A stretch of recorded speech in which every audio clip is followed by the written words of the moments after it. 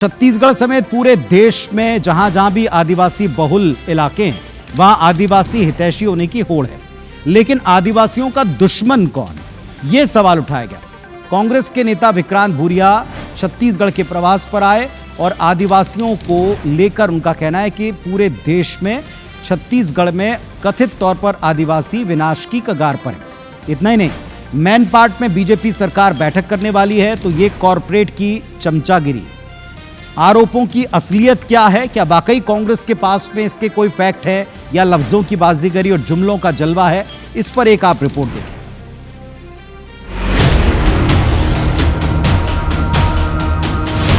विनाश अगर आदिवासियों का देखना है आपको, तो आप छत्तीसगढ़ आओगे तो आपको आदिवासियों का विनाश हर रूप में दिखेगा। आदिवासी समाज का मजाक उड़ाया। जितने काम हुए हैं कांग्रेस शासन के 50-60 वर्षों में कभी नहीं हुए। कांग्रेस के जमाने में काला पानी का सजा देके रखा। आदिवासी बहुल राज्य छत्तीसगढ़ में सत्ता के गलियारे में सबसे बड़ा आदिवासी हितैषी कौन, ये बहस तो अक्सर छिड़ी रही है। लेकिन कौन है जो इस वर्ग से दुश्मनी निभा रहा है? अब इसे लेकर सवाल उठाए जा रहे हैं। प्रदेश प्रवास पर आए आदिवासी कांग्रेस के राष्ट्रीय अध्यक्ष विक्रांत भूरिया ने राज्य की बीजेपी सरकार को निशाने पर लेते हुए आरोप लगाया कि देश में आदिवासियों का सबसे ज्यादा शोषण अगर कहीं हो रहा है तो वो छत्तीसगढ़ है। यहाँ तक कहा कि आदिवासियों का विनाश देखना है तो छत्तीसगढ़ आए। आरोप ये भी है कि बीजेपी को अपनी पार्टी और पदों पर रबर स्टैंप आदिवासी चाहिए।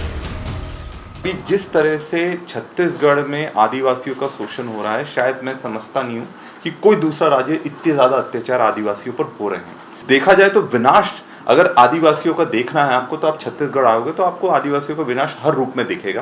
तो हकीकत यह है कि ये रबर स्टैंप आदिवासी चाहते हैं। जाहिर है आदिवासी वर्ग के मुख्यमंत्री वाले प्रदेश में इन गंभीर आरोपों पर घमासान तय है। आरोपों को खारिज करते हुए प्रदेश सरकार के मंत्री और भाजपा के सीनियर नेता भूरिया को मानसिक तौर पर विचलित बता रहे हैं। बीजेपी ने विक्रांत भूरिया के खिलाफ कानूनी कार्रवाई की चेतावनी भी दी है। इस तरह का बयान देना उनकी मानसिकता दिवालियापन की स्थिति को उजागर करता है। आदिवासी समाज का उन्होंने मजाक उड़ाया है। उनके खिलाफ कानूनी दृष्टि से सख्त से सख्त कार्रवाई भी होना चाहिए।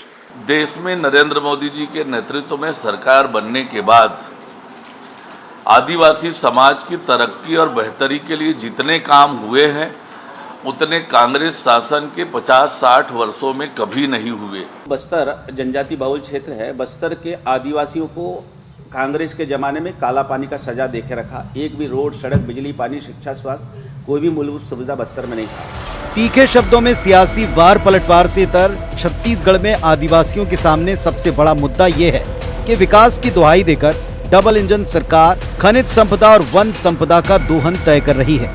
उसमें आदिवासियों का कितना और क्या हित है? अब सवाल ये भी कि विपक्ष में रहकर कांग्रेस जिन जिन मुद्दों पर अभी विरोध की मुट्ठियां ताने हैं, क्या सत्ता में रहकर उन पर अमल करती है? सौरभ सिंह परिहार, IBC 24, रायपुर। वैसे जब डिबेट की तो इस पर कोई सीधा उत्तर तो नहीं दे पाए, लेकिन भूरिया के जो 3 आरोप हैं उनके निशाने पर मौजूदा 3 कदम सरकार के या बीजेपी संगठन के दिखते हैं। एक तरफ छत्तीसगढ़ में कोयले की खदानों के लिए पेड़ों की कटाई की जा रही है, जिस पर एक तरफ आदिवासी कुछ आंदोलनरत हैं।